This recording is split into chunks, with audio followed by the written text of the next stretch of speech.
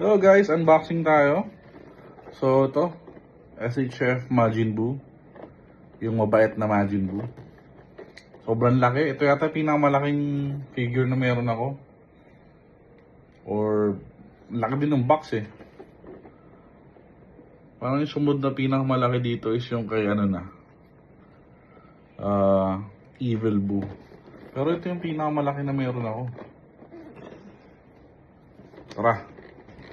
Let's open this. Laki oh. Diba?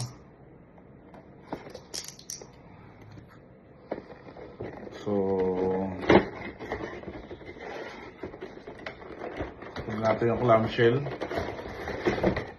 Ayan. So, dalawang clamshell pala to. Isa yung cape niya. And ito, meron tayo yung main figure. Apat na alt hands in chocolate and then dalawang sa face. Tara, check natin yung figure. Check natin yung figure. Grabe, laki. Woo! Sumabog. Ano sumabog? Tumasik yung mga alt hands. Kuha natin yung main figure. Bigat oh. Ayan.